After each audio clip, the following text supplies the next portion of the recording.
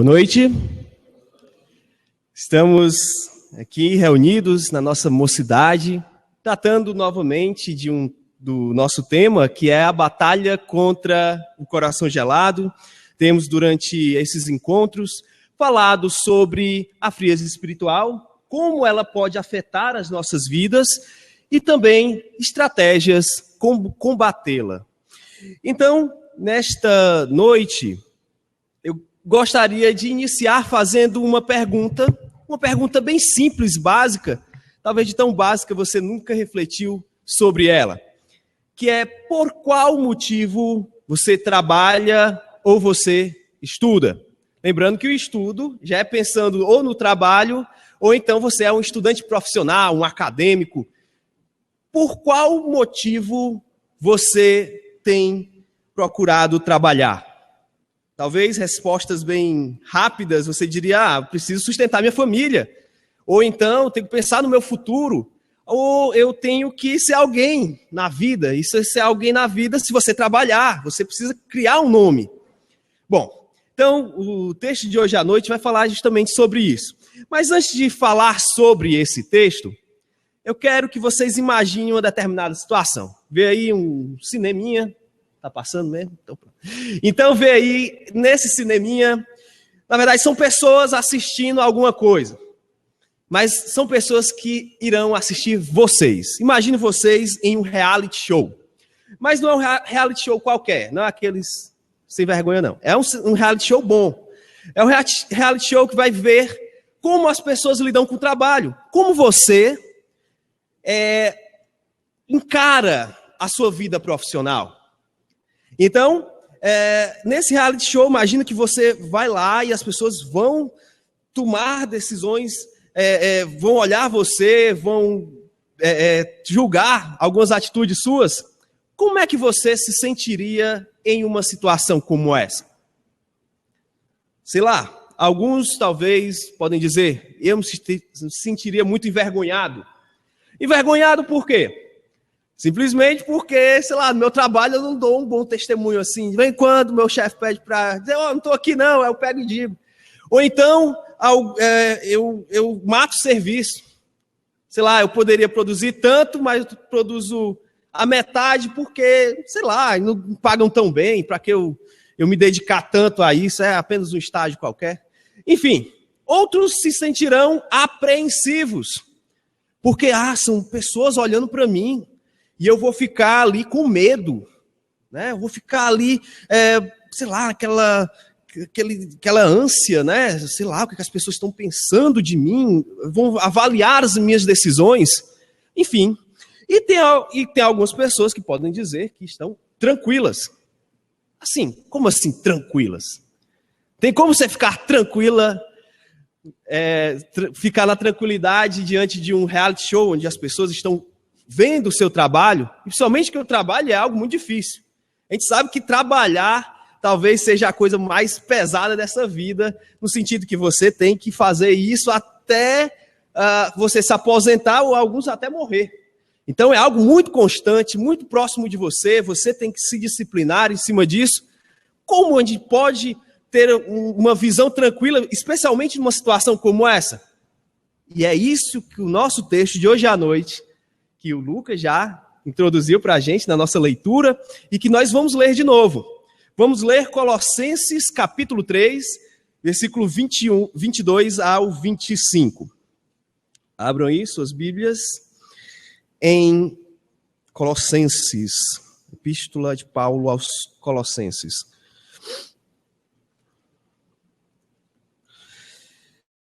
Bom, e esta epístola vai começar falando o seguinte: a palavra de Deus assim diz: servos, obedecei em tudo ao vosso Senhor segundo a carne, não servindo apenas sob vigilância, visando tão somente agradar homens, mas em singeleza de coração, temendo ao Senhor.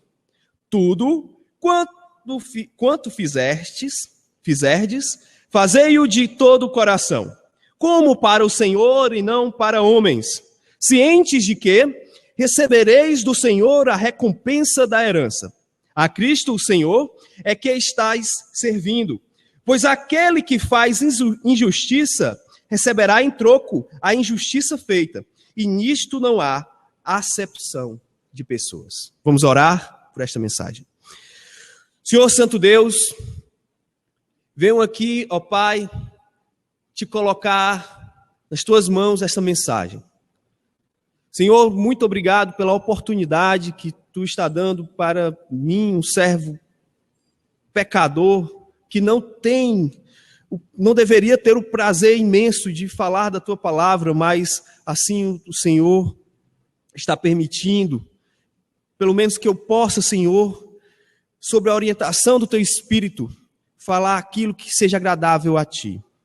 E, Senhor, que os meus irmãos, meus queridos irmãos que estão aqui hoje à noite, possam ter seu coração aberto para assimilar estas verdades. Não só aprender os conceitos, mas aplicar esses conceitos aos seus dias, ao dia a dia de suas vidas.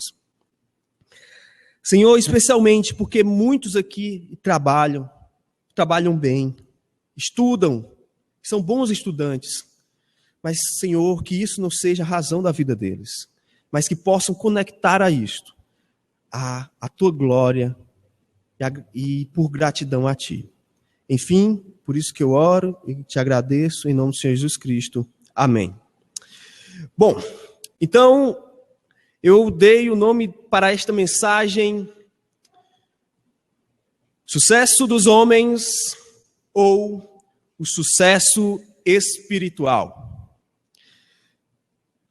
Então, você tem trabalhado pensando no temor das outras pessoas, em agradar a outras pessoas, seja seu chefe, seja seus clientes, seja você mesmo, ou você tem feito o seu trabalho para a honra e a glória de Deus? Bom, então, o nosso objetivo hoje à noite é usar o seu trabalho para agradar a Deus, que nós tenhamos essa perspectiva. Mas para isso é necessário algo antes. É necessário combater um padrão decaído do trabalho para adquirirmos uma visão divina, diferente, sobre a vocação espiritual, profissional e espiritual, não deixa de ser. Enfim, então, qual o desejo de eu fazer uma determinada profissão, de eu ser vocacionado para uma determinada área, isso precisa estar conectado a essa vontade de Deus. Então, precisamos então combater esse padrão decaído, que no nosso país poderíamos dizer chamado malandragem no trabalho. Eu poderia até dizer, será que eu poderia, em vez de colocar malandragem, colocar o jeitinho brasileiro? Mas eu não quis fazer isso com os brasileiros e dizer que é só uma questão nossa, mas é uma questão mundial. Todas as pessoas têm essa tendência a ir contra, pensar no seu trabalho de uma forma errada.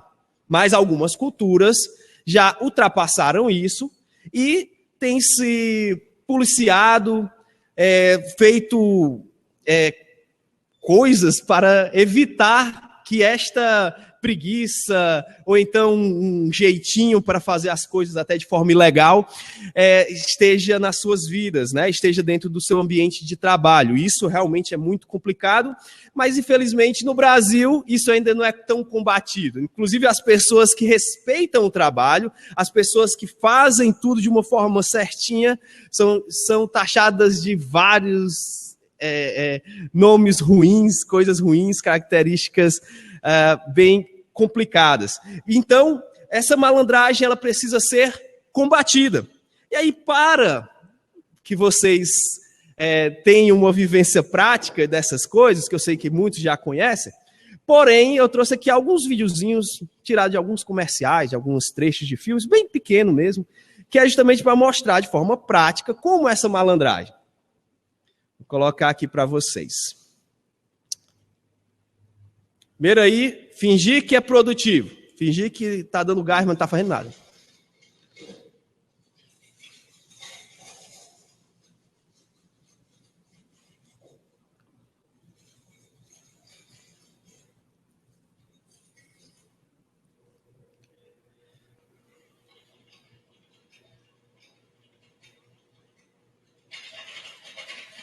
Isso é mala.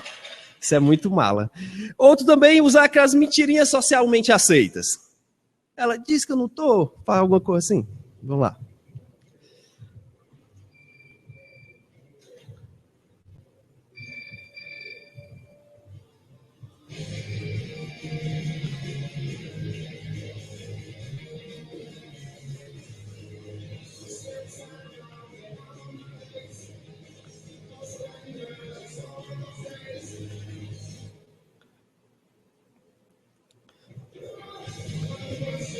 Não falo pastor Jaime, tô botando rock na igreja.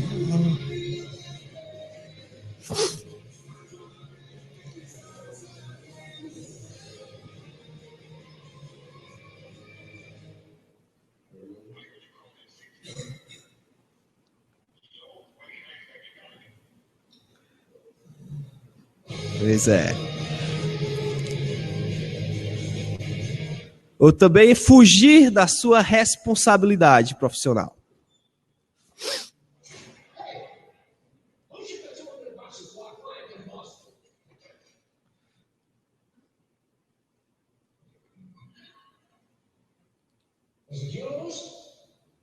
I ship them with FedEx. They're a heck of a man doing a heck of a job.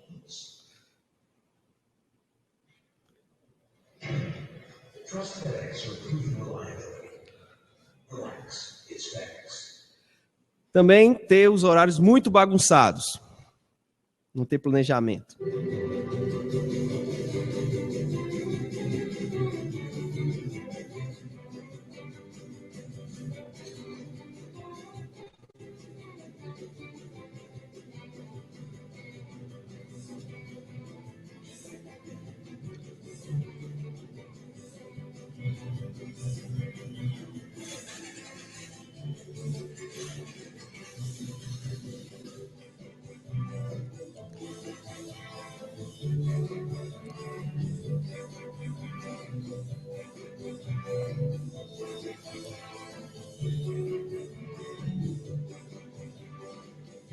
Coitado esse aí, né?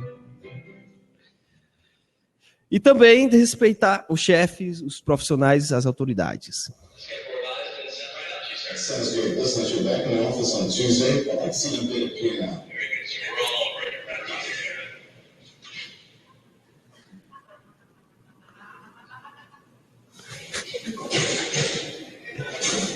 That's close. Yeah, that was close. I can still hear you. Ok. Então, só para ver de forma bem prática, que isso acontece demais, né? Não muito dessa forma, mas a gente vê uma ou outra pessoa, né, nos nossos ambientes de trabalho fazendo essas coisas. E, muito, assim, várias vezes fazemos isso e fazemos vista grossa, né? Não vemos tanto problema com isso, tá?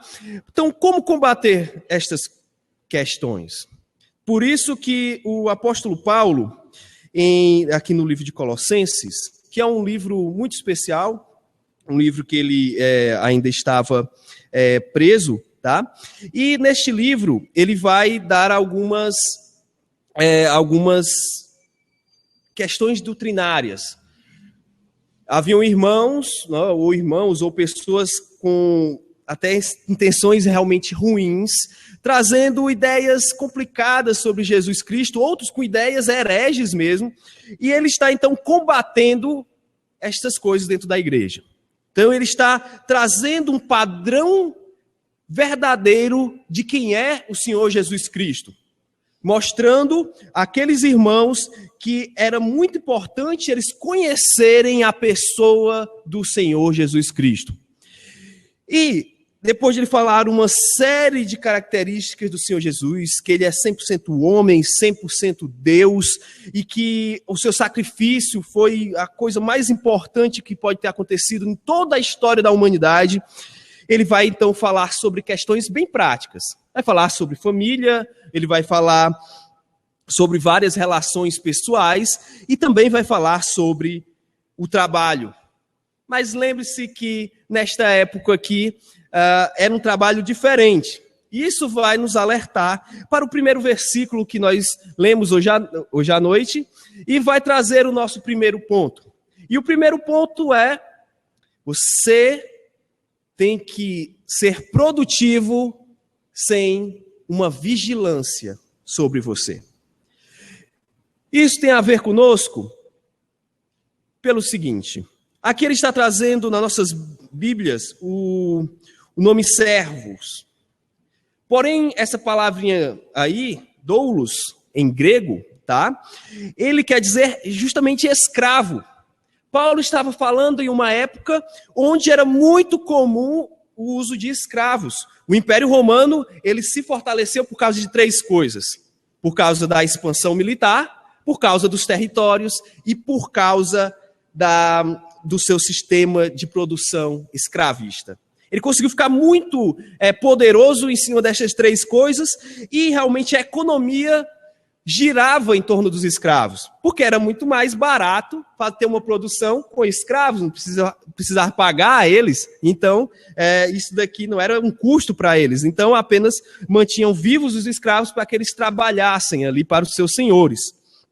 Então, era um ambiente bem complicado. Claro que existiam todos os tipos de escravos. Existiam aqueles que faziam a produção mesmo, eram operários, mas existiam escravos intelectuais.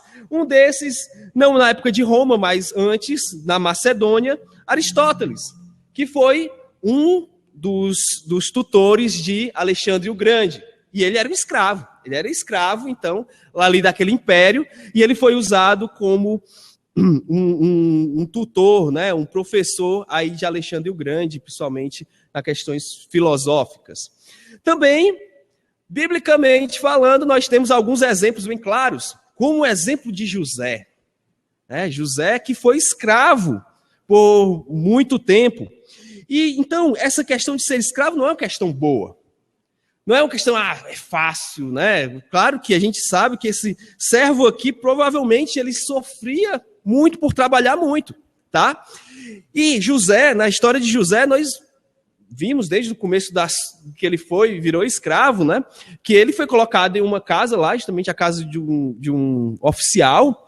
Imagina a casa de um oficial, e era oficial talvez de guerra, né? Então a exigência deveria ser muito maior. Só que José, ele foi um escravo tão bom que ele foi possivelmente o melhor mordomo de todo o Egito, ou talvez de todo mundo daquela época. Só que aí, você sabe que teve aqueles acontecimentos com a mulher de Potifar, e ele acaba indo preso. Só que ele e continuou sendo, além de escravo, agora um escravo sem liberdade nenhuma, encarcerado. Mas, lá no cárcere, ele vira o melhor carcereiro de todos os tempos. Porque ele, dentro do Egito ali, não tinha outro igual a ele. Inclusive, talvez o carcereiro, o chefe, percebeu que ele era até melhor do que, de fato, o carcereiro oficial. Então, colocou o José para cuidar ali daqueles presos. Só que depois de um tempo, por providência divina, ele continua sendo ainda uma pessoa sem uma liberdade total, mas ele vira, então, um primeiro-ministro. Então, ele só podia trabalhar para o Egito, mas teve uma liberdade muito grande a partir desse momento. Só que ele virou o primeiro-ministro mais respeitado de todo o mundo antigo. Mas nunca deixou de servir ao Egito. Tá? Nós temos um outro que é Daniel. Daniel também era um escravo. Daniel também serviu a vários imperadores. Inclusive, pelo menos a dois impérios, né? Tanto o babilônico quanto o persa. E em toda a sua história ele foi um escravo. Mas um escravo respeitadíssimo. Eu estava vendo percebendo que quando Nabucodonosor ficou, né, com aquele problema, com aquela doença, né, enfim, mental ali que ele teve, começou a comer as ervas do campo, então ele ficou como um bicho. Provavelmente quem é que regeu o império? A grande possibilidade que fosse o próprio Daniel, um escravo que chegou a este posto. Veio o Império Persa e ele também continuou ainda extremamente benquisto. ele era alguém de muito respeito, porque encarava, mesmo sendo escravo, encarava o seu trabalho de forma digna. Temos também um outro caso sobre escravos na Bíblia. Nós temos Onésimo e Filemão. Se você ler algumas epístolas depois, você vai ver a história de Filemão, né? A epístola de Filemão que Paulo escreveu àquele senhor. Ele era um senhor, ele tinha um grupo de escravos às suas ordens, e Onésimo era o escravo. E Onésimo, ele foge, só que depois, justamente, acho que em Roma, onde Paulo estava preso, ele encontra o evangelho, né, e se converte, e aí ele deve ter relatado a história para Paulo, então Paulo vai intermediar, porque Filemão também era crente, e aí eles fazem uma carta muito bonita, que é uma carta de reatar laços, e agora um laço de um senhor e de um escravo. Mas agora um escravo com uma nova perspectiva. E olhando dentro dessa nova perspectiva, é onde eu quero avaliar aqui algumas questões. O versículo, né, o primeiro versículo que lemos, o versículo 22, diz assim: servos, obedecei em tudo o vosso Senhor segundo a carne. Lembre-se bem da história desses homens bíblicos. Eles não serviram a senhores que eram crentes, que estavam muito aí com a palavra de Deus.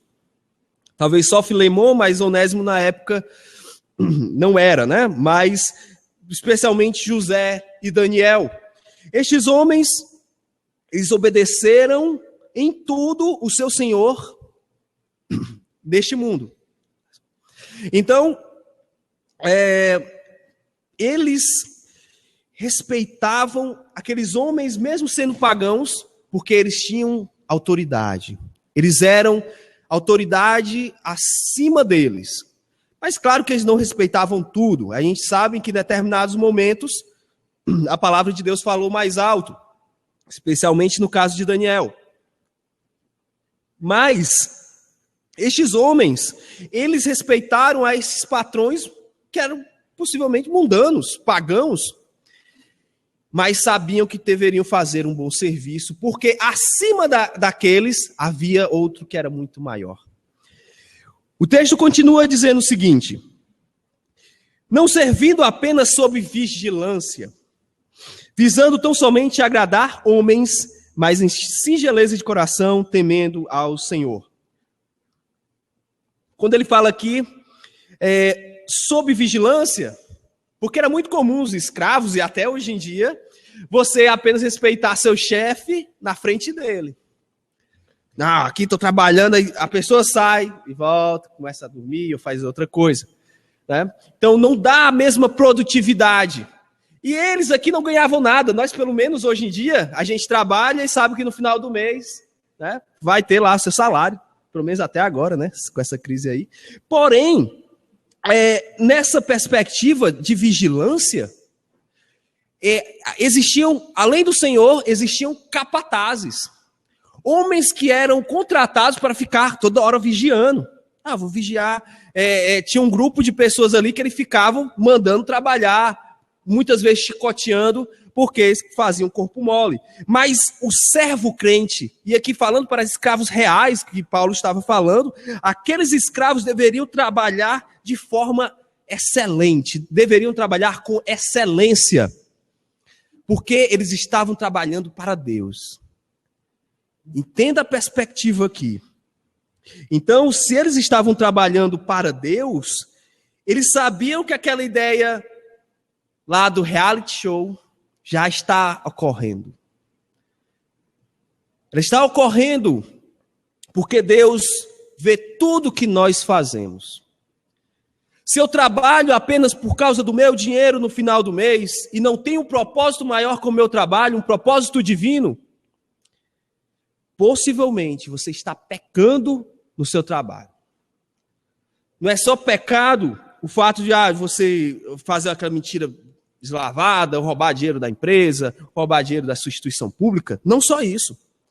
Mas está falando aqui de você trabalhar de uma forma maravilhosa, com uma produtividade única.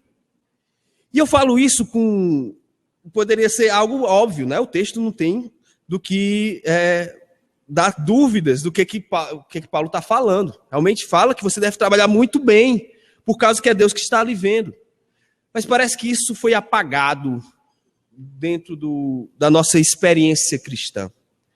Eu aqui mesmo na igreja, olha que estou falando para uma igreja, né? Algumas pessoas vieram aqui trabalhar especialmente como zelador, né? E muitos se diziam crentes.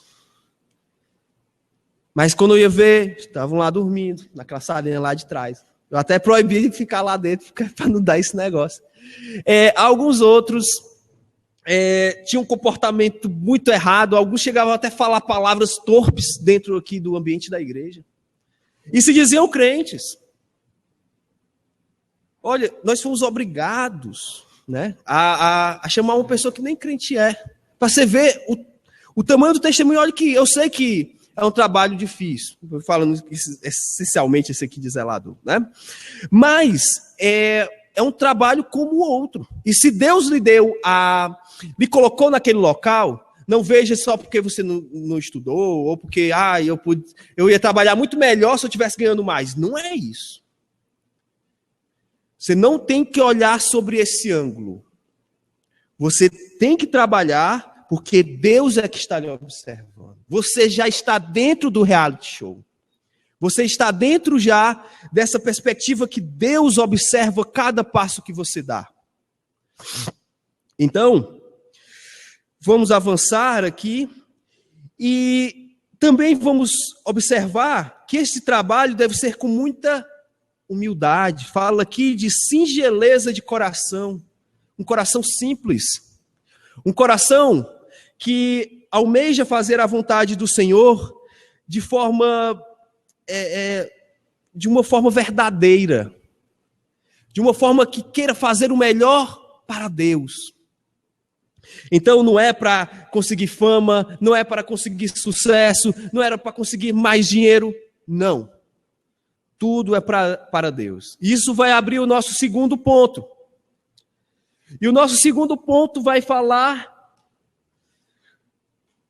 o seguinte: o sucesso não é seu. Vamos olhar na perspectiva humana. Se você realmente, eu tenho talento. Inclusive, meu pai me ensinou muita coisa, minha mãe me ensinou, e por isso hoje eu desenvolvo isso. Não olhe dessa forma. Não olhe sobre a perspectiva humana. Olhe na perspectiva de Deus. Olhe na perspectiva que é Deus que está lhe dando todos os recursos para que você seja alguém que pode ser até ter um destaque. Não pense que essas coisas são para você mesmo. Não é apenas para a minha glória ou a minha vanglória. Não. Isso daqui é para dar retorno de glória para Deus. Eu quero até trazer um exemplo de um compositor bem conhecido da gente, pelo menos das igrejas tradicionais, que é o Handel. E vocês estão percebendo aí que aí há tipo uma espécie de assinatura. Tá vendo aí? SDG, dá para olhar? Dá para ver bem? Ok. Esse SDG, sabe o que significa? Sola Dei Glória. Glória somente a Deus. Independente da sua composição, ele colocava isso ao lado da sua assinatura. Porque ele não queria trazer glórias para Deus. Não queria trazer glórias para ele, mas para Deus. Não. Então, essa também deve ser uma perspectiva nossa. Algumas pessoas até agem assim. Eu não gosto de receber elogio, eu fico assim. Não, hoje em dia eu penso diferente. Eu penso que se você fez algo muito bom, é digno de ser elogiado. Não tem nenhum problema em ser elogiado, nenhum. Mas, quando você receber elogio, essa glória, esse louvor que você está dando aí, seja para Deus. Receba o elogio, mas diga, mas isso aqui foi graças a Deus. É um gesto simples, mas se for de coração é muito impactante.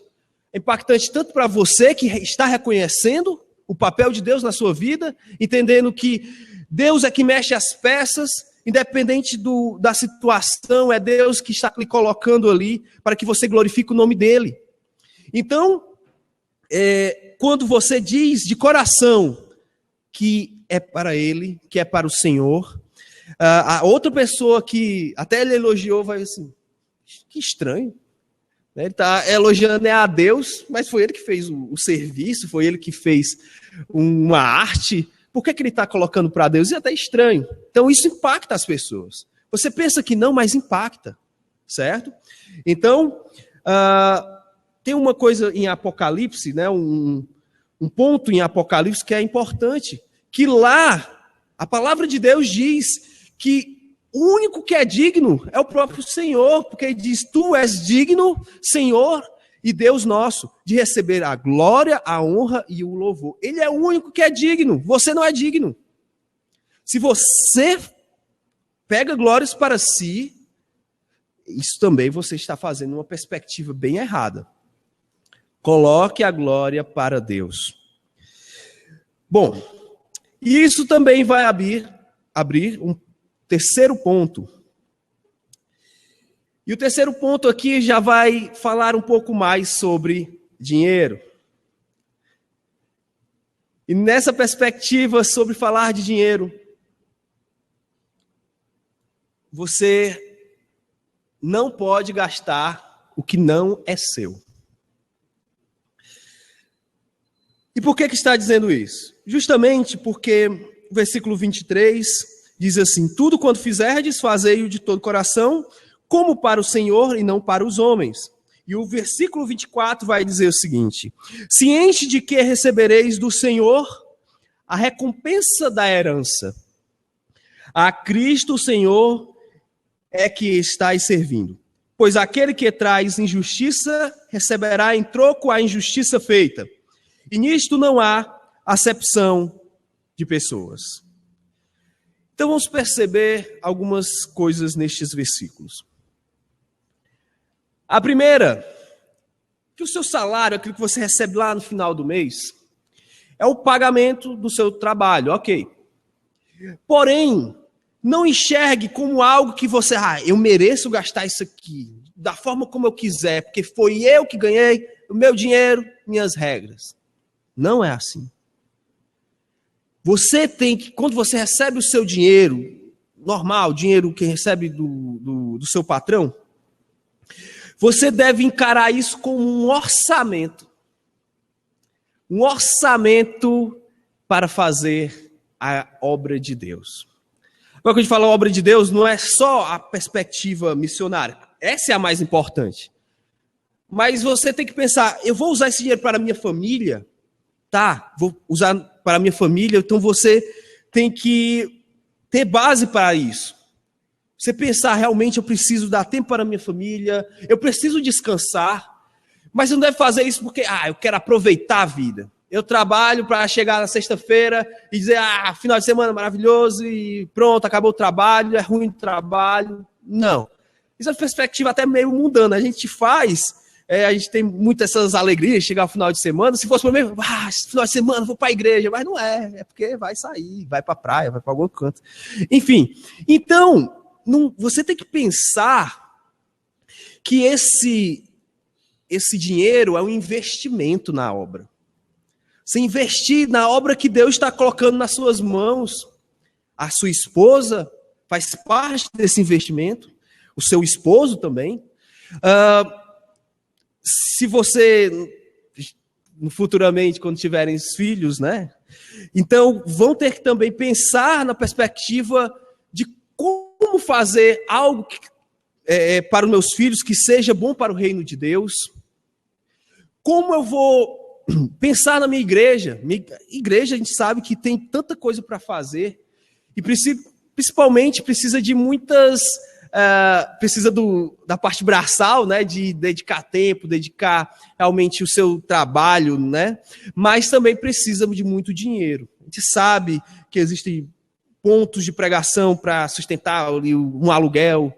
Nós precisamos dos obreiros também, que fazem aquele trabalho missionário. Então, tudo isso envolve dinheiro.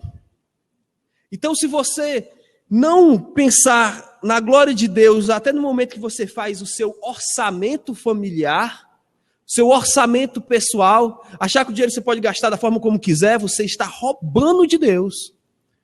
Pense nisso. O dinheiro é de Deus.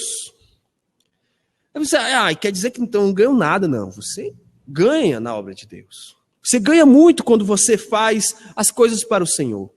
Mas não nessa perspectiva financeira. É mesmo sim, eu não estou dizendo aqui agora que não vamos dar tudo para a igreja. Não, não é isso. Mas uma perspectiva diferente de como cuidar desses detalhes da sua renda. Claro que a Bíblia também fala sobre poupança, sobre o cuidado de que você deve ter nos momentos das dificuldades. Então, tudo isso envolve questões financeiras. Até, se a gente for perceber, fala mais na Bíblia de dinheiro do que vários outros assuntos, do que oração, do que várias outras coisas. Então, o dinheiro é importante porque esse dinheiro é de Deus. E Deus lhe deu para que você invista. Em Ageu, né, no profeta Ageu, ele fala bem disso. Fala que algumas pessoas estavam dedicando muito mais aos seus próprios prazeres, às suas questões pessoais, e esqueceram totalmente da obra de Deus. E lá, na época de Ageu, o templo precisava ser terminado. E eles não estavam mais dedicando tanto tempo à construção, e o dinheiro também estava indo para ter casas bonitas, casas cheias de pompa, e não estavam nem aí para a obra de Deus. Então, pense bem no momento que você for fazer o seu planejamento na questão financeira. Bom, então o pagamento do servo de Deus é dessa forma.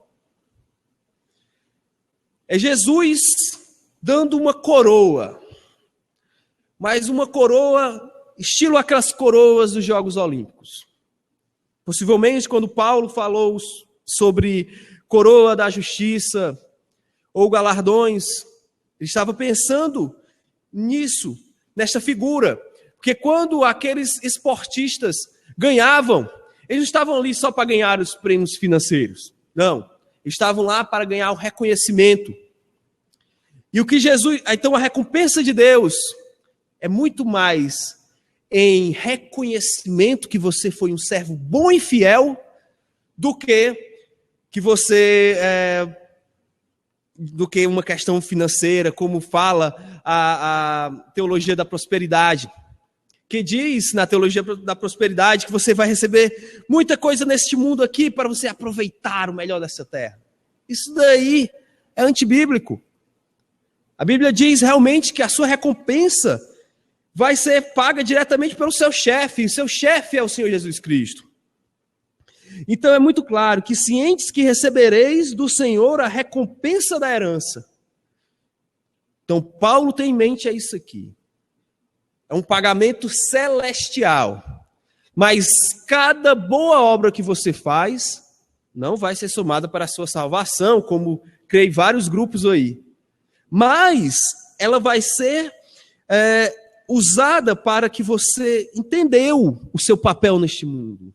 Você entendeu o seu propósito. Você entendeu que não está aqui para fazer qualquer coisa, aproveitar a vida de qualquer maneira. Não, aproveite a vida, mas aproveite a vida sendo feliz ao lado de Jesus. Então, isso é o que é mais importante. Pensar no galardão, pensar nessa recompensa celestial. E aí, em Efésios 4:28, já chegando na conclusão do nosso texto, né, da nossa mensagem de hoje, fala aqui sobre uma questão também de trabalho, mas é a perspectiva puritana de trabalho. E fala o seguinte: aquele que furtava, não furte mais. Antes, trabalhe fazendo com as próprias mãos o que é bom, para que tenha como que acudir ao necessitado. Calvino usa esse texto para dizer que aquele que antigamente vivia para o pecado, vivia de forma pagã, este que vivia apenas para os próprios prazeres, de alguma forma estava furtando. Podia ser que ele furtava mesmo, que ele era um ladrão, mas é até mais compreensível a gente entender que ele estava furtando o dinheiro, o tempo e o serviço que ele poderia estar dando para Deus, estar glorificando a Deus. Mas ele fala agora que você deve ter uma nova perspectiva, que é a perspectiva de Colossenses. Se você conheceu a Jesus, se você tem intimidade com Jesus Cristo, você agora vai usar o seu dinheiro para ser bênção. Ser bênção na sua família, ser bênção na sua igreja, ser bênção na sociedade. E esse texto, então, vai dizer que ela é uma bênção ainda maior, que haverá pessoas que estarão realmente necessitadas. Não aqueles falsos necessitados, pessoas que querem apenas se usufruir do dinheiro para evitar trabalhar. Não, estou falando de pessoas como aquele que o bom samaritano ajudou. Pessoas que realmente necessitam porque estão ou doentes ou passando por uma situação complicada de vida. Você pode ser a bênção na vida dessas pessoas. Enfim, podemos compreender, e já trazendo por uma parte bem prática, bem dentro da nossa sociedade, que o desejo de Paulo era combater duas coisas. A primeira, a insatisfação. Quando nós somos insatisfeitos, especialmente nos nossos trabalhos, isso é muito comum. Estou falando aqui que é um ET que reclama do seu trabalho. Não, isso é muito normal. Mas é normal porque nós normalmente somos pecadores. Mas a insatisfação, ela gera graves problemas. E eu coloquei até um punho cerrado aí, fazendo uma crítica. Aqueles que são insatisfeitos, que brigam com seus patrões, que fazem greve, que param tudo, só reclamando. Não! Tem que ter uma nova perspectiva. Uma perspectiva agora divina. Que se Paulo está dizendo que obedecer em tudo ao vosso Senhor segundo a carne, é o seu patrão humano. Então, reclamação em tudo, a não ser que essa reclamação tenha um peso bíblico, mas hoje nós não somos servos, escravos, como nesta época aqui de Paulo, em Colossenses, né? Falando aos Colossenses, que eram escravos de fato, pessoas que não tinham liberdade para ir e vir, elas tinham que trabalhar naquilo que o Senhor delas queria que elas fizessem. Mas nós temos a liberdade, se está achando que está complicado, vai embora, vai para outro. Enfim, se isso aí está lhe atrapalhando na obra de Deus, então para. Agora, inclusive, Deus abençoa. Tem vários países, principalmente do leste europeu, que saíram lá do comunismo e se abriram para o cristianismo. Né? E o avanço econômico que eles estão tendo hoje é fruto muito de cristãos, especialmente cristãos batistas. Está vendo lá não vou lembrar o nome agora, do lado que está até brigando com a Rússia, qual é o... Ucrânia. Pronto. A Ucrânia,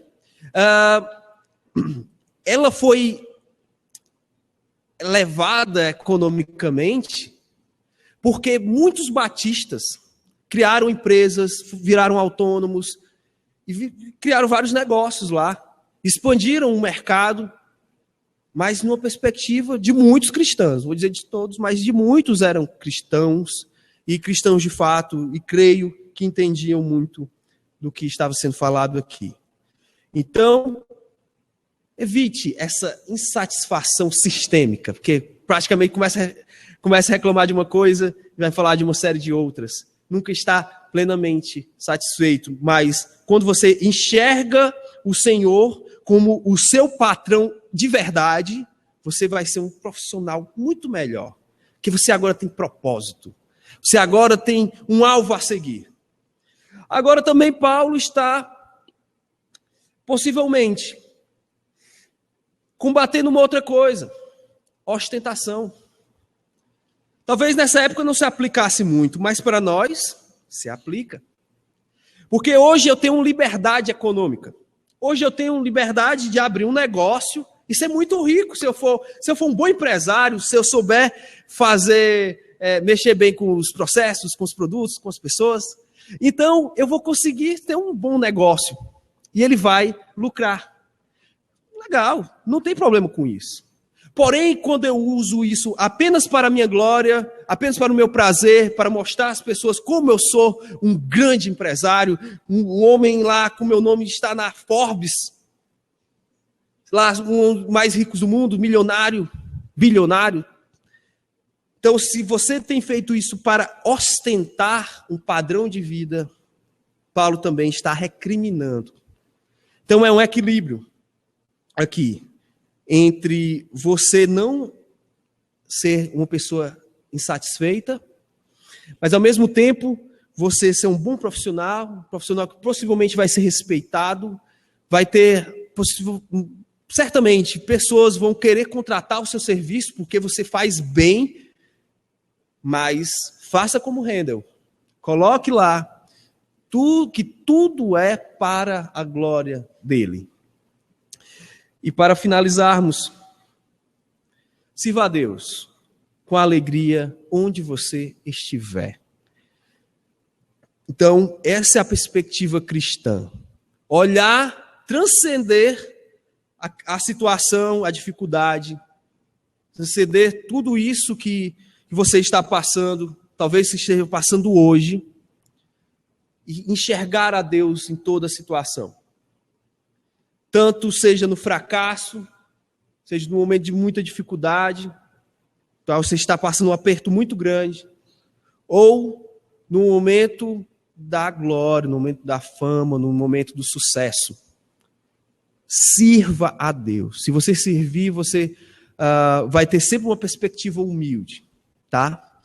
Então vamos orar, pedir que o Senhor nos abençoe. Senhor Deus, eu te peço, ó Pai, que cuide de nós. Sabemos que já tem cuidado, mas mostrando cada vez mais os nossos erros, os nossos pecados. E como podemos modificar o nosso padrão de vida? Como podemos moldar o nosso comportamento para dentro da Tua vontade? Como podemos fazer aquilo que é prazeroso para Ti, Senhor Deus? Que possamos ser servos bons e humildes. E por causa que temos o entendimento que tudo que devemos fazer é para a Tua glória, que sejamos sim servos produtivos, eficientes, que são reconhecidos por causa disso. Mas, Senhor, se um dia tivermos qualquer elogio, Pai, que possamos ter um coração sincero e retornar este elogio e dizer que foi tudo por Tua causa, para Ti, unicamente para Ti. Senhor, muito obrigado por estes momentos aqui, pela nossa mocidade, em nome do Senhor Jesus Cristo. Amém.